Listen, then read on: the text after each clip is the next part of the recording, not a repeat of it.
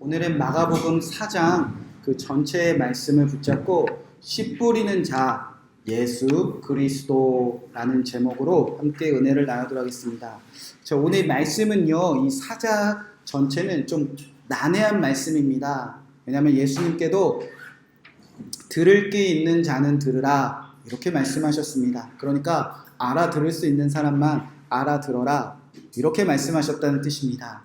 그래서 좀 난해한 말씀 중에 하나이지만 이 예수님께서 씨 뿌리는 자의 비유로 말씀하신 이 비유는 예수님이 이제 이 땅에 어떻게 하나님 나라를 회복하실지 예수님이 말씀하신 비유이기 때문에 이 들을 수 있는 자, 들을 귀 있는 자만 들어라 라고 말씀하셨지만 오늘 우리가 이 말씀을 잘 깨닫고 그 의미를 우리가 잘 이해했을 때 하나님 나라가 내 안에, 우리 가정 안에, 교회 안에, 이 땅 안에 반드시 이루어질 수밖에 없구나. 그 비밀이 담겨져 있기 때문에 여러분 우리가 다 들을 귀가 있기 때문에 반드시 주님 안에서 하나님 나라를 우리가 갈망하며 소망하게 될 것을 믿습니다. 자, 오늘 우리가 말씀을 다 읽지 않았지만 14절에 1절부터 13절까지가 반복되기 때문에 14절부터 시작하도록 하겠습니다. 14절에 보면 뿌리는 자는 말씀을 뿌린다 이렇게 기록되어져 있습니다. 그러니까 지금 씨 뿌리는 자가 뿌리는 씨의 정체가 뭐라는 거죠? 말씀이라는 겁니다. 그러면 씨 뿌리는 자가 말씀을 뿌리고 있는데 어떤 말씀을 뿌리고 있는가? 하나님 나라가 무엇인지 뿌리고 있다는 겁니다. 이 똑같은 비유가 이제 마태복음서에 기록되어져 있는데 이 씨가 어떤 말씀인지 더 정확하게 적혀져 있습니다. 마태복음 13장 18절에 보면 그런즉 씨 뿌리는 비유를 들으라. 아무나 천국 말씀을 듣고 깨닫지 못할 때는, 그러니까 지금 씨 뿌리는 자가 이 땅에 뿌리는 씨는 말씀인데 하나님 나라 뿌리고 있다는 겁니다. 하나님 나라가 어떻게 이루어질지 지금 뿌리고 있다는 겁니다. 자, 그렇게 예수님은 지금 씨 뿌리고 계시다는 겁니다. 이 씨 뿌리는 자는 곧 누구신가? 예수 그리스도라는 겁니다. 훗날에는 이 씨 뿌리는 자가 제자들과 사도들과 온 교회 성도들로 확대되지만 지금 이 마가복음 4장에서 하나님 나라를 전파하고 선포하시는 분은 예수 그리스도. 그러니까 씨 뿌리는 자의 정체가 누구라는 거죠? 예수 그리스도. 네, 잘 알아듣고 계십니다. 자, 그러면 이 예수님께서 지금 이 로마 땅에서 지금 씨를 뿌려보셨다는 거예요.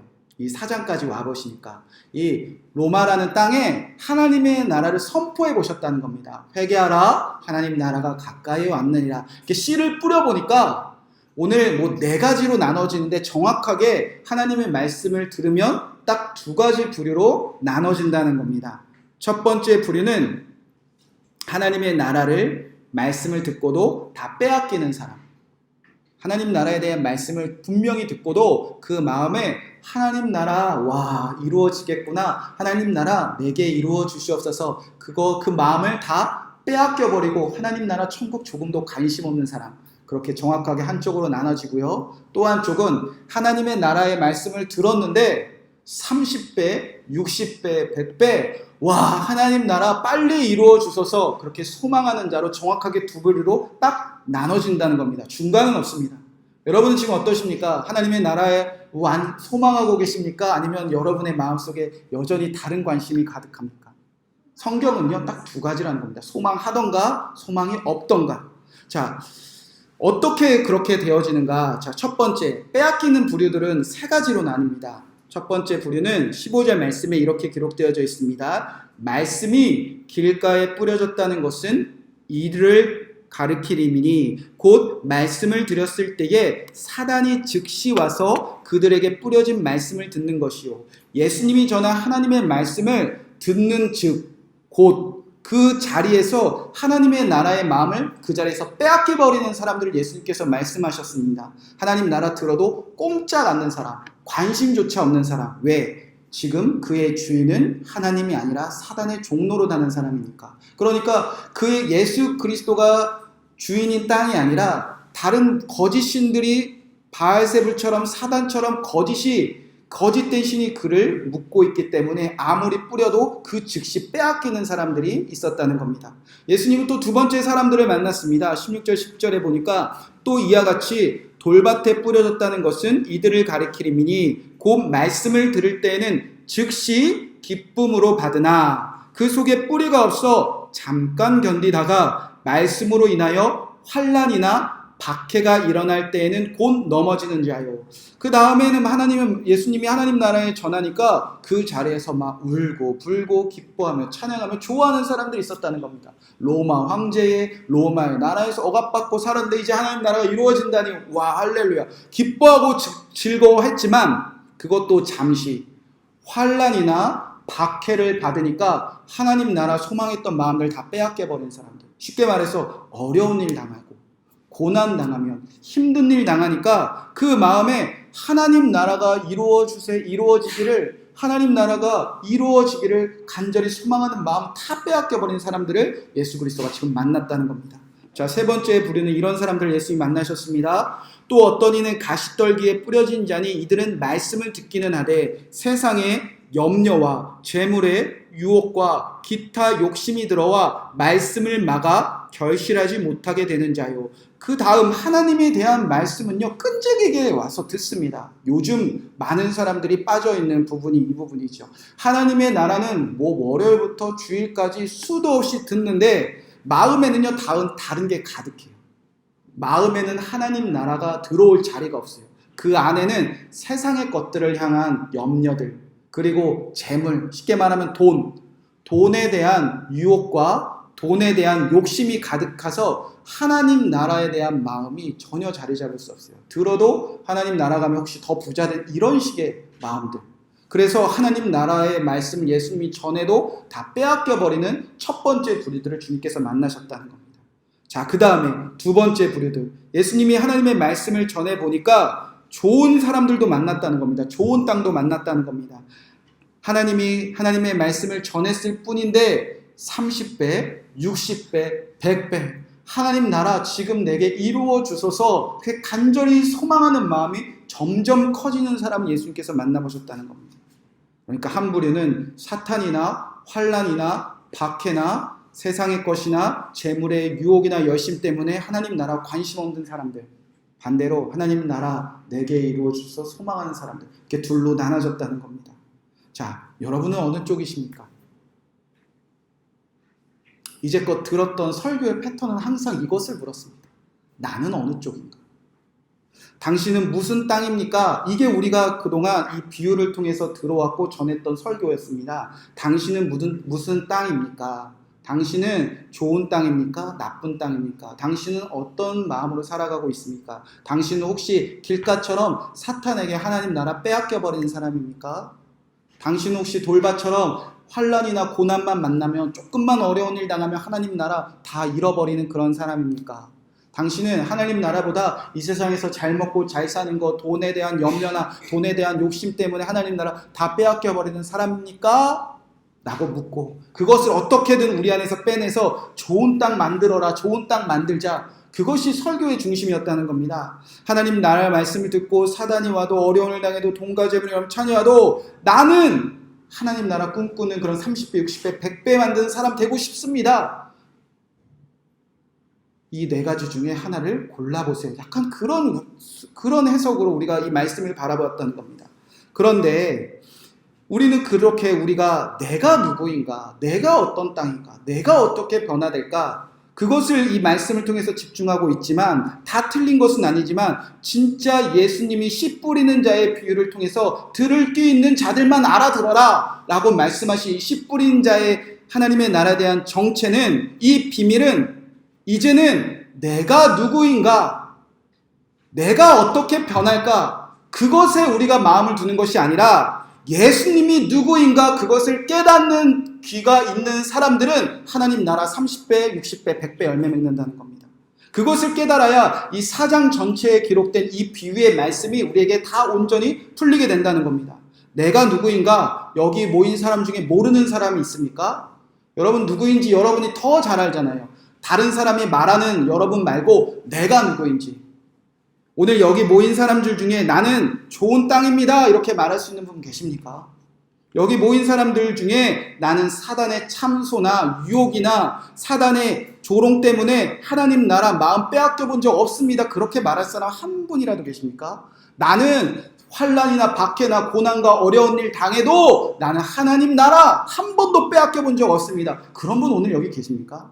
아니, 나는 세상의 것들 하나도 관심 없어요. 나는 세상의 것 너무 필요 없어요. 나는 돈 좋아하는 마음 1도 없고요. 돈에 대한 욕심도 없고요. 돈을 잘 벌고 잘 사고 싶은 마음 하나도 관심 없습니다. 오늘 그런 사람이 이 중에 한 사람이라도 있습니까?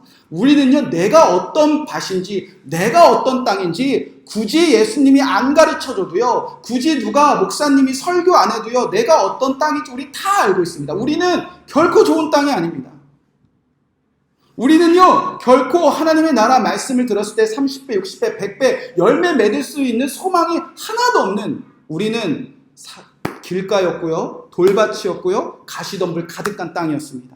우리를 관심을 갖고 내가 누구인지 관심 가져서는요, 하나님 나라 소망 절대 가질 수 없습니다. 그러나 예수 그리스도가 이 씨 뿌린 자의 비유를 통하여서 예수 그리스도가 누구인지 깨닫는 자들은요, 이제 내가 어떤 땅 되었는지 믿는다는 겁니다. 오늘 예수님을 누구로 비유하여 그를 설명하고 계십니까? 예수님이 지금 누구라고 말하는 거죠? 씨 뿌리는 자. 바로 이 땅에 하나님에 대한 말씀을 전하시고 이 땅에 하나님의 나라를 이루실 그분을 누구라고 성경에 표현했느냐? 씨 뿌리는 자.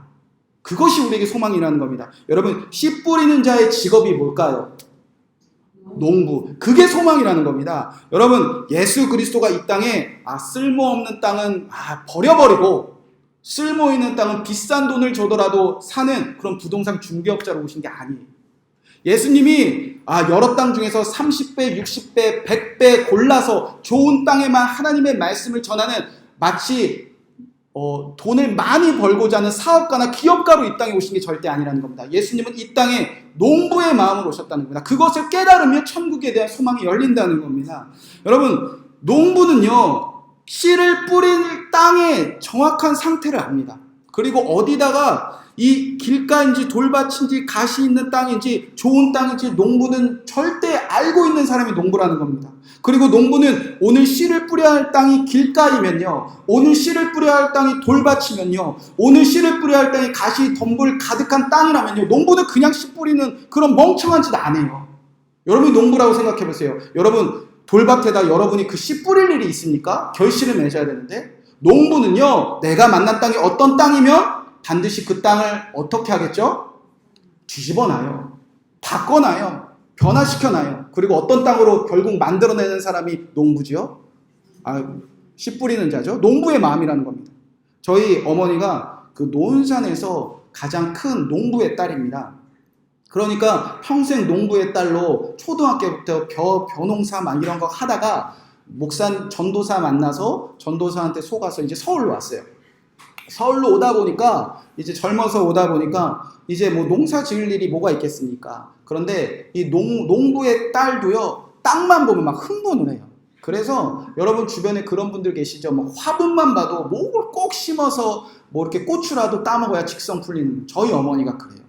저희 어머니가 뭐 화분이든 뭐 옆에 뭐라 그러죠? 담에 조금 있는 흙이건 뭐 남의 땅이건 뭐 빈 땅이건 그런 게 없어요. 남의 땅에 가서라도 꼭 심어서라도 그 땅에서 결실을 맺는 게 농부의 마음 아닙니까?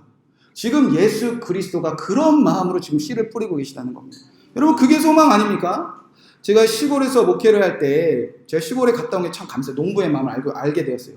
교회 앞에 제가 첫 해 갔는데 1년 동안 저렇게 넓은 땅을 왜 이렇게 농사를 안 짓지, 그런 땅이 있었습니다. 그러니까 땅에요, 돌도 많이 있고요, 땅 색깔이 이렇게 붉어요. 그러니까 막 이렇게 좋지가 않아요. 그리고 거기에 막 무성한 풀도 자라고 막 덤불도 자라고 막 쓰레기도 쌓여 있는 그런 땅이 한 3-4천 평 이렇게 언덕백이 이렇게 쫙 교회 앞에 펼쳐져 있었습니다.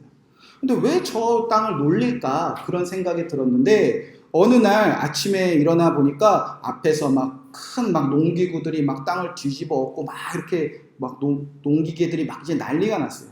그랬더니 한 몇 날 며칠 땅을 뒤집더니 이렇게 뭘 뿌리는 것 같았어요. 그리고 나서 그들이 다 돌아가고 나서 이제 한 달, 두 달, 세 달 지나니까 옥수수 같은 것들이 이렇게 자라더라고요. 근데 제가 아는 옥수수랑 좀 다르더라고요. 옥수수는 옥수수인데 이게 뭐 빼곡하게 진짜 사람이 들어갈 틈도 없이 옥수수 밭을 쫙 만들어 놨는데 아무리 기다려도 옥수수 열매가 안 맺는 거예요. 그래서 이상하다, 왜 열매가 안 맺지 그랬는데, 더 신기한 거는 얼마 후에 이렇게 빼곡하게 그 옥수수 나무가 자라니까, 이렇게 무슨 기계인지 이름이 잘 기억이 안 나는데 이렇게 축 지나가면 그 옥수수를 다 이렇게 잘게 잘라가지고 다 뒤집어 엎는 기계가 그 3,000평이나 되는 그 옥수수 밭을 이렇게 쫙 지나가더라고요. 그러더니 이제 다 잘게 썰인 그 옥수수를 다 뒤집어 엎어서 땅에 다 이렇게 뒤집어 엎더라고요. 제가 이제 이해가 안 가서, 저도 이제 도시에서만 살았으니까 이해가 안 가서 이제 점심을 먹고 저희 교회 74세 되신 안친환 집사님께 여쭤봤어요. 강원도에서 오신 평생 농사 지은 분이신데, 농사를 잘 아시는 분인데 물어봤어요. 집사님, 저기 왜 저렇게 옥수수를 열심히 심고 왜 옥수수를 열기도 전에 다 갈아엎지요? 물어봤더니 그분이 하시는 말씀이 옥수수 아니래요, 수수래요 이러더라고요. 그러니까 수수나무래요, 수수나무. 그러더니 그러면 왜 수수는요 안 걷어요? 그래서 제가 물어봤더니 저거 인삼밭이래요 이러시더라고요. 근데 왜 안 걷어요? 했더니 저거 수수 심고 다 거름으로 주는 거래요 이러시더라고요. 그러니까 제가 그때 깨달았습니다. 정말 집사님의 말대로 그 땅이 이제 비옥하지 않으니까 땅을 다 갈아엎고 이제 열매 맺지 못하는 것들을 다 이렇게 자라게 한 다음에 그것을 몇 번을 거름으로 주고 또 주고 그래서 이제 이 좋은 열매를 얻기 위해서 좋은 땅으로 바꿔가더라고요.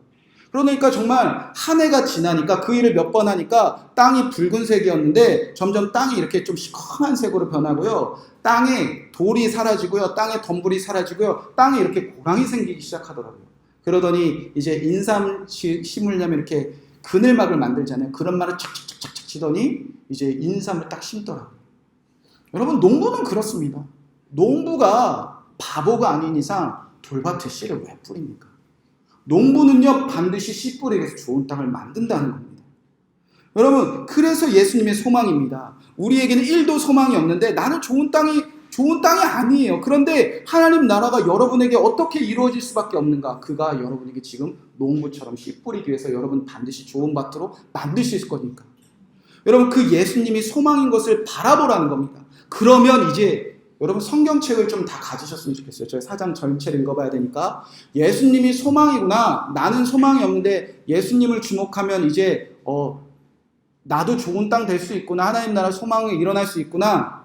자, 그러면 이제 4장은 전체 같은 스토리입니다. 21절에서 25절까지 기록된 등경 비유가 뭔지 이제 눈에 들어와요. 또 21절, 또 그들에게 이르시되 사람이 등불을 가져오는 것은 말 아래나 평상 안에 두려함이냐, 등경 위에 두려함이 아니냐. 드러내지 않고는 숨긴 것이 없고 나타내려 하지 않고는 감추인 것이 없으리라. 어두운 곳을 밝히기 위해서 누군가 등불을 가지고 왔답니다. 빛이 왔다는 겁니다. 이 빛을 이렇게 등불을 이렇게 덮어놓는 그릇을 말하는데요. 빛을 갖춰놓고 누가 그거를 덮어놓냐는 거예요. 그리고 빛을 가져오고 높은 곳에 두지 누가 침대 밑에 넣어놓냐는 거예요. 빛은요 높은 곳에 두고 다 밝히는 것 아닙니까? 그럼 빛이 오는 순간 그곳에 있는 어두운 것, 오늘 22절 말씀 보면 드러내지고 싶어 하지 않은 것, 숨기고 싶은 것, 나타내고 싶지 않은 것, 우리 안에 있는 돌이나 가시나 사단이나 우리 안에 있는 염려나 박해나 재물의 욕심이나 우리 안에 있는 드러나지 않으려고 했던 것이 다 드러난다는 겁니다. 여러분, 등불은 그럼 누구실까요? 예수 그리스도, 씨 뿌리는 자, 농부가 오면요 여러분 안에 좋은 땅 같아 보이지만 다 숨겨놓고 나타내지 않고 교회 안에서 이렇게 모여있을 때는 감춰놨던 거, 꼭꼭 숨겨놨던 돌과 가시와 염려와 우리 욕심들, 예수 그리스도 다 드러난다는 겁니다. 그러면 어떻게 할까요? 예수님이 다 뒤집어 엎는다는 거죠. 자, 그렇게 등불 비유가 깨달아지면 이제 26절부터 말씀도 이제 깨달아지는 거예요. 자, 여러 귀 있는 자를 들어라. 예수님께서 23절 이렇게 말씀하셨습니다. 우리는 이제 귀 있으니까 알아들어가면 됩니다.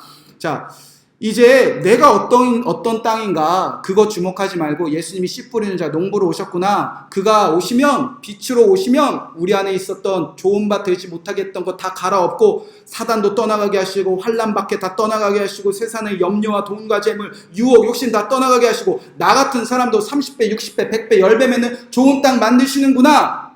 그것을 알아들으면 이제 26절 27절 또 이르시되 하나님의 나라는 씨를 땅에 뿌린 것 같으니 그가 밤낮 자고 깨고 하는 중에 씨가 자라되 어떻게 그리 되는지를 알지 못하느니라.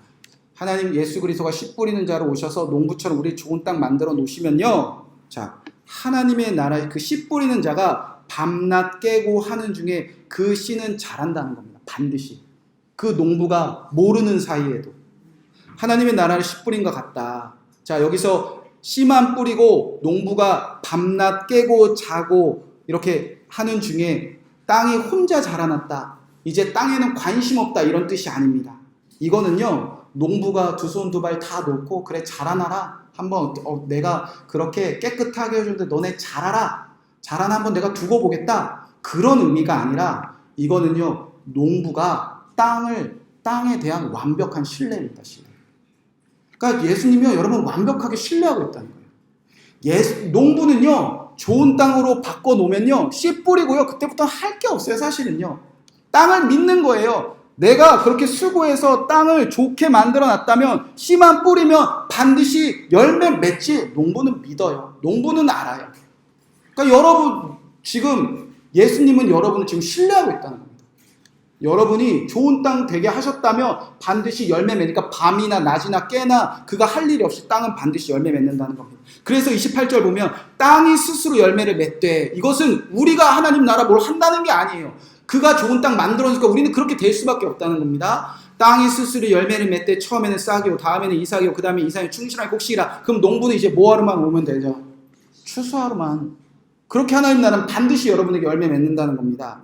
자, 여기까지 비밀을 깨닫는 자는 더 놀라운 비밀까지 열립니다. 30절 겨자씨 비유입니다. 또 이르시되 우리가 하나님의 나라를 어떻게 비교하여 또 무슨 비유로 나타낼까? 31절 32절 말씀 여러분이 한번 읽어보시기 바랍니다. 31절 자 시작. 겨자씨 하늘과 같으니 땅에 심길 때에는 땅의 모든 씨보다 작은 것이로되 심긴 후에는 자라서 모든 풀보다 커지며 큰 가지를 내나니 공중의 새들이 그 그늘에 깃들 만큼 되느니라. 여러분 지금 이런 땅 되게 하신다는 겁니다. 겨자씨만한 씨앗. 그러니까 하나님의 말씀을 막 그렇게 막 지식적으로 알지 못하더라도 하나님의 말씀을 막 통달하고 막 그러지 못할지라도 누군가 지나가다가 하나님의 말씀을 잠깐 스쳐 지났더라도 예수 그리스도가 이 땅에 오셔서 십자가에서 이루신 그 놀라운 사건으로 모든 좋은 땅 만드신 후에는 이제 하나님의 나라가 그에 대한 말씀을 겨자씨만한 만큼이라도 들은 사람은 주님이 아신다는 거예요. 반드시 그렇게 된다는 거예요. 그 씨가 자라나서 그 씨가 모든 풀보다 커지며 큰 가지를 내서 누가 이제 거기에 온다는 거죠? 새들까지, 공중의 새들까지. 이 공중의 새들은요, 이방인들을 말합니다. 구원받지 못한 이방인들, 하나님의 나라에 대한 비밀을 듣지도 깨닫지도 못해서 오늘도 정처 없이 떠도는 사람들, 그 사람들이 이제 좋은 땅에 겨자씨만한 하나님의 나라 씨를 뿌려줬으면 풀이 나고 무성해져서 누구든지 하나님 나라가 무엇인지 거기 와서 쉬고 맛보게 한다는 겁니다. 누가 그렇게 된다는 거죠? 예수님 믿는 여러분들이. 주님이 그렇게 하실 것이라는 겁니다. 그렇게 예수님은 만회인 비유로 온 하나님의 나라가 어떻게 회복될 것인지 제자들에게 다 가르쳐 주셨습니다. 그리고 직성이 안 풀리셨는지 자, 내가 체험학습 시켜줄게. 그리고 어디로 끌고 가시냐? 바다로 끌고 가시는 거예요. 우리도 자녀들 학교에서 공부하는 것으로 만족하지 못하고 자녀들이 막 협동심도 뭐 이렇게 뭐 눈으로 체험하고 만져서 우리가 자녀들 데리고 어디도 데려가고 학교에서 막 체험학습 보내고 막 교회에서도 이제 야예배 가고 막 그러는 거예요. 다 가셔야 돼요. 자, 이런 일들을 왜 하시냐? 주님이 뭔지 직접 보여주시겠다는 거예요. 자, 바닷가로 데려가십니다. 근데 바닷가에서 풍랑을 만나게 하세요. 그들이 배를 탔는데 사탄, 환난, 박해, 세상의 것들에 대한 염려를 실제로 만나보게 하셨다는 거예요. 이 35절, 36절, 37절 말씀입니다. 그날 저물 때에 제자들에게 이르시되 우리가 저편으로 건너가자 하시니 그들이 무리를 떠나 예수를 배에 계신 그대로 모시고 가매 다른 배들로 함께 하더니 큰 풍랑이 일어나며 물결이 배에 부딪혀 들어와 배에 가득하게 되었더라. 그들이 배를 타고 가는데 배 안에, 그들의 삶 안에 물결이 가득 치고 있어요. 사단, 염려, 환난, 박해, 세상에 대한 것들이 그들에게 들어오기 시작했다는 겁니다. 제자들의 마음이 요동치지 않을 수가 없습니다. 방금 전까지 하나님의 말씀 다 들었잖아요. 비유로 가르쳐주시고 하나님 나라 이루어질 거야 다 들었잖아요. 근데 막상 풍랑을 만나니까 방금 전까지 하나님에 대한 비밀을 사단에게 빼앗긴 사람도 있었을 테며, 방금 전까지 하나님에 대한 말씀을 들었는데 이것이 환난이나 박해나 만난 것처럼 지금 하나님의 나라 뭔 상관이야, 난 살고 싶어, 그런 사람도 있었을 테며, 지금 배가 물에 가득 차니까 나 오늘 여기서 죽는구나, 내가 세상의 그 부귀영화 한번 못 누려보고 내가 여기서 죽는구나, 그렇게 세상의 것들에 미련이 있는 사람도 있었을 테며, 나보고 사람을 낚는 어부가 된다더니 내가 물고기 밥이 되는구나, 이렇게 언제 한번 나는 물고기 한번 잡아보나, 그렇게 근심하는 제자들 분명히 있었다는 겁니다. 그런데 그들 안에 있었던 가장 큰 염려는 무엇이냐? 씨 뿌리는 자, 예수님에 대한 신뢰가 지금 없었다는 겁니다. 왜냐하면 예수님 그때 뭐하고 계셨죠? 주무시고 계셨죠. 여러분, 화딱지 나는 일 아닙니까? 방금 전까지 하나님 나라 이루신다는 그분이 우리가 죽게 생겼는데, 사단에게 하는 나라에 뺏기게 생겼는데, 환난이나 박해를 만났는데, 세상의 것들이 다 염려가 가득한데 그분이 나와 상관없이 저기서 코를 골며 주무시고 계신다. 나를 안 돌봐준다는 거예요. 그래서 제자들이 이렇게 말하잖아요. 제자들이 예수께서 고물에서 베개를 베고 주무시더니 베개까지 베고 주무시는 제자들이 깨웁니다. 이르시되 선생님이여 우리가 죽게 된 것을 돌보지 아니하시나이까. 제자들이 가장 화나고 가장 분노했고 가장 마음 무너지는 그거였어요. 사탄, 환난, 박해, 세상의 것들에 대한 염려가 해결되지 않는데 예수님이 나 왜 안 돌봐주십니까? 씨 뿌리는 자 뭐 하십니까? 그런 마음이 생겼다는 겁니다. 그러자 예수님에서 깨시자, 이건 제 상상인데 예수님 그냥 주무시는 척 하실 수도 있겠다, 그냥 제 상상입니다. 예수님이 일어나십니다. 바로 깨세요. 그런데 예수님께서 40절에 보면 이렇게 예수님이 어떻게 하시냐? 바다를 꾸짖으시고 바람과 바다를 꾸짖으시고 잠잠하라 고요하라 그렇게 선포하시니 그들 안에 가득했던 바람과 물결이 잔잔해졌습니다. 그리고 다시 예수님께 이렇게 선포하십니다. 40절 말씀입니다. 이에 제자들에게 이르시되 어찌하여 이렇게 무서워하느냐? 너희가 어찌 믿음이 없느냐 하시니. 제자들이 타고 있는 배 안에 풍랑도 있고 물결이 가득하지만 제자들 안에 사탄이나 박해나 환난이나 염려가 찾아왔지만 지금 씨 뿌리는 자 예수님이 함께 하시는데 왜 이렇게 무서워하느냐? 왜 이렇게 나를 못 믿느냐? 지금 너의 삶이 어떠함이 아니라 지금 이 농부가, 이 씨 뿌리는 자가, 너에게 천국을 이룰 자가 함께 하는데 왜 나를 믿지 못하느냐? 그러자 제자들이 30배, 60배, 100배 하나님 나라를 향하여 열매 맺기 시작합니다. 41절 말씀입니다. 그들이 심히 두려워하여 서로 말하되 그가 누구이기에 바람과 바다도 순종하는가 하더라. 그들이 심히 두려워, 여기서 심히가 메가스라는 단어인데 점점 커지다 라는 뜻입니다. 30배, 60배, 100배 열매 맺기 시작했다는 거예요. 그리고 두려워하여 프로베오 경외하다. 하나님 지금 예수 그리스도를 경외하기 시작했다는 겁니다. 그가 누구이기에 우리 안에, 우리가 타고 가는 이 배 안에 가득한 바람과 바다도 순종하시는가? 이 폭풍과 같은 배를 타고 가는 나의 삶일지라도 저 씨 뿌리는 자 예수님이 함께 하시면 하나님 나라 이루어지겠구나. 이 로마라는 땅에서도 하나님 나라 이루어지겠구나.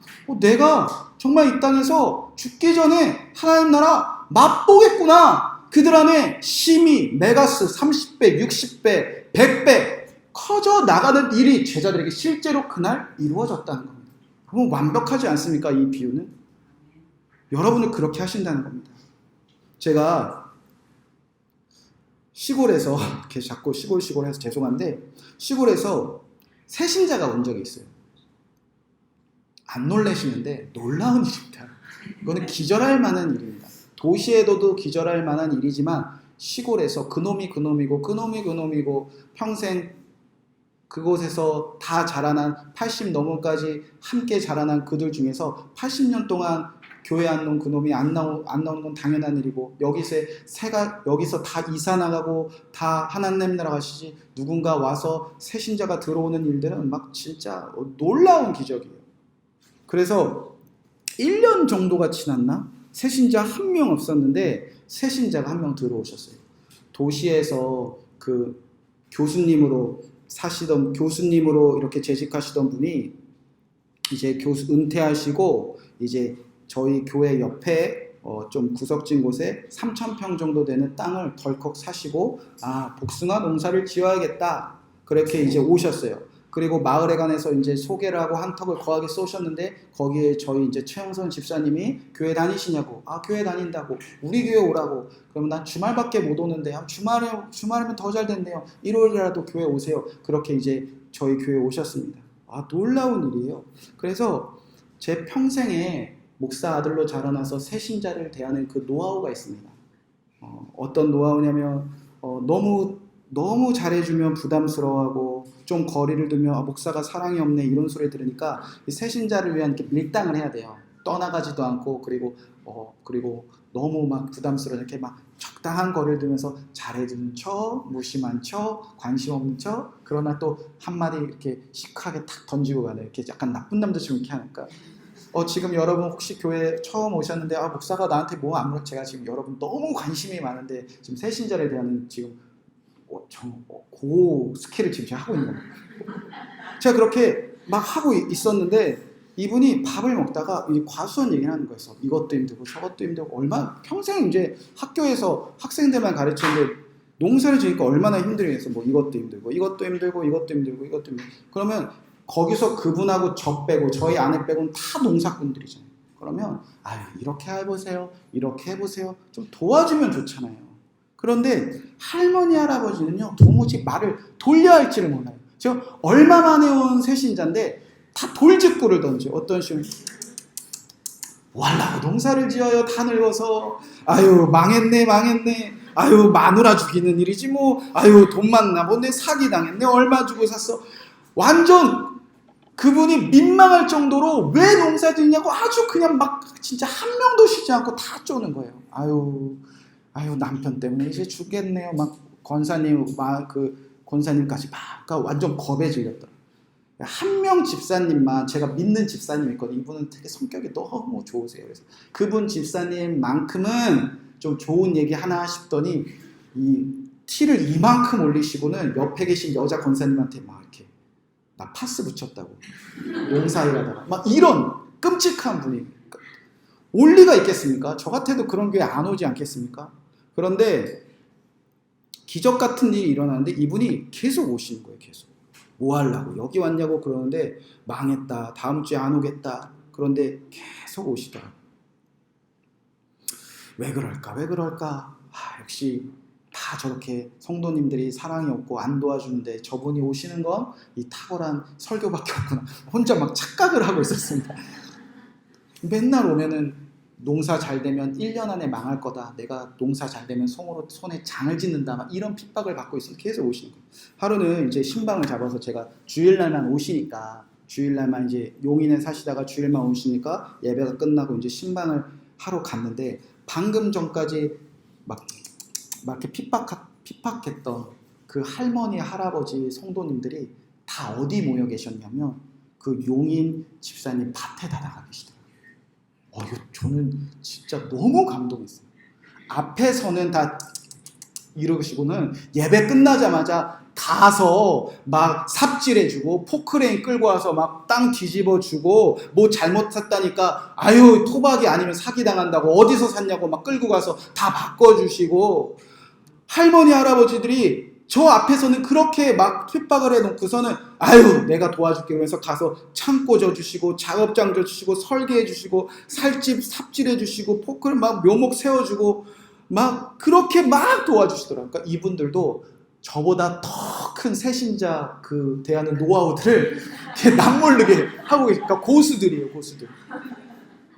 그러고 나서 이제 성도님들이 하나 되어서 목사보다 성도들이 100배 낫더라고요. 이렇게 새신자들을 잘 돌봐서 이제 묘목을 심고 막 꽃이 자라고 아주 조그만 묘목이었지만 이제 자라나기 시작했습니다. 그런데 이제 1년이 딱 되었습니다. 그러고 나서 이제 다들 이제 복숭아하신 분들이 다 이제 열매를 얻었는데 1년 된 그분이 울상에 대해서 왔어요. 왜 울상에 대해서 왔느냐? 열매는커녕 이 묘목이 다 죽어버렸대요. 그래서 묘목을 다 이제 뽑아. 그러면 좀 이제 같이 그냥 슬퍼하고 같이 좀 잘 헤쳐나가면 되는데 꼭 그럴 때 이 교회 목사의 속을 뒤집어 놓는 성도님이 한 명씩 등장해요. 목사님 기도 안 하셨죠? 그래서 싸우자는 거 아닙니까? 제가 뭔 상관이죠? 그 묘목이 죽은 거랑 막 그런 얘기를 하시는 거예요. 그래서 제가 그냥 죄인이 된 거예요. 그 순간. 그래서 말도 못하고 어떡하죠? 내년에 면목이 없습니다. 제가 잘못했나 봅니다. 그러고 계시는데 한 집사님이 한마디가 저를 살려주셔서 어떻게 말하냐면 농사 되는 게 말이 안 되지 이렇게 얘기하시더라고요. 농사는 여기 와서 안 살면 안 돼. 여러분 이상한 거 아닙니까? 일주일에 한 번 와서 그거 삽질 몇 번 한다고 그 맛있는 복숭아가 맺히는 게 더 이상한 것 아닙니까? 그 얘기를 딱 하시더라고요. 제가 그때부터 어깨를 폈죠. 왜 여기서 안 살았어요? 오빠 더 자주 오셔야겠어요. 수요 예배도 드리고 뭐 새벽 예배 그러시면 좋겠네요.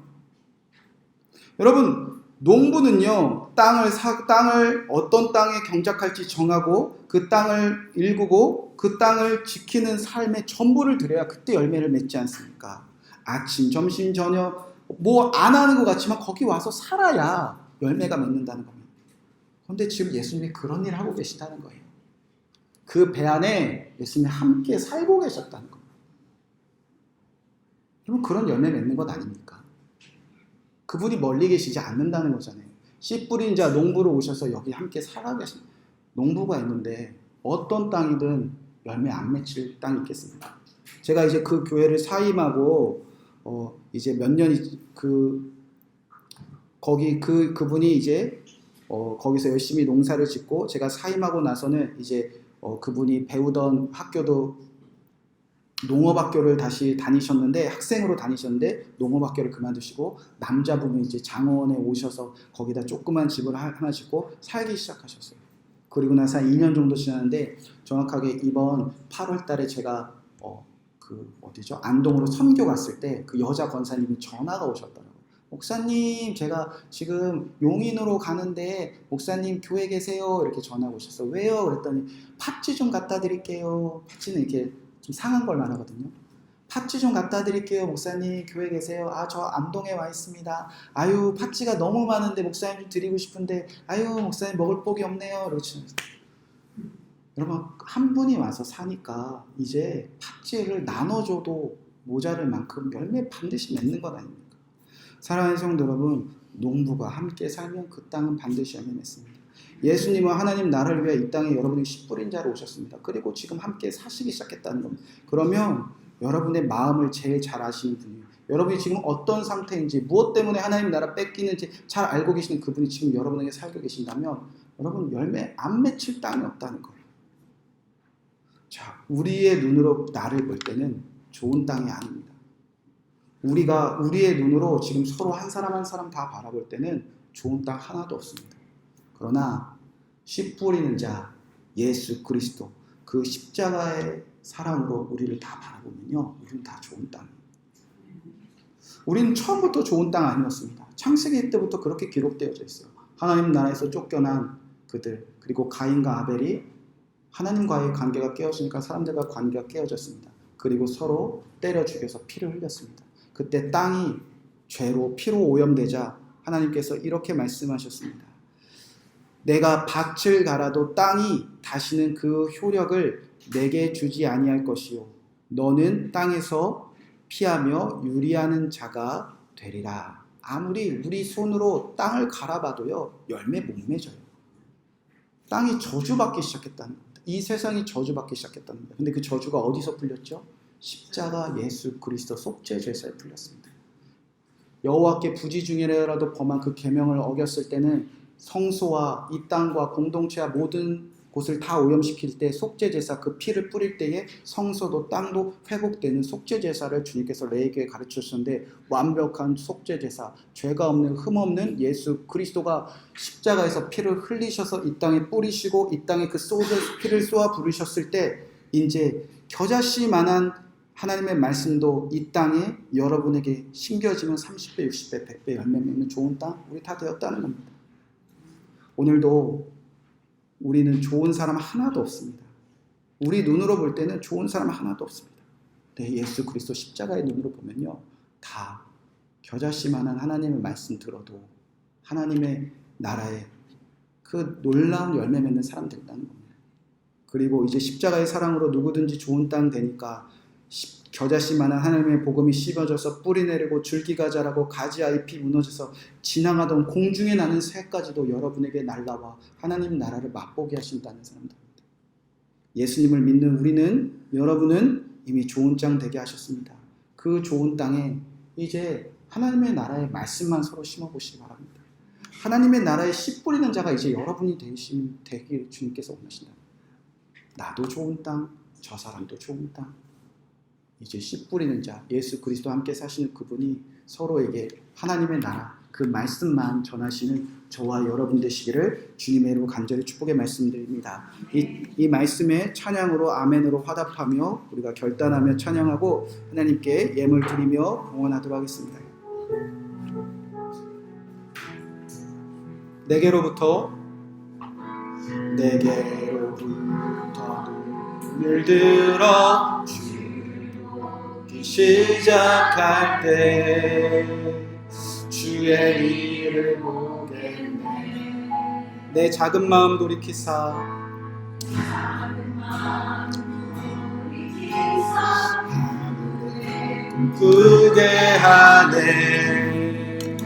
주님을 볼 때 모든 시선을 주님께 드리고 살아계신 하나님을 느낄 때 내 삶은 주의 역사가 되고 하나님이 일하기 시작. 예수님이 우리에게 이루신 일 2절 다 함께 찬양하겠습니다. 나 시켜 사라질 때 주의 일을 보게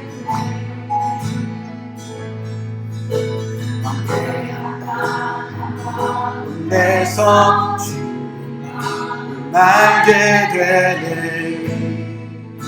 주님을 볼 때 모든 시선을 주님께 드리고 정말 되신 하나님을 느낄 때 세상은 주의 나라가 되고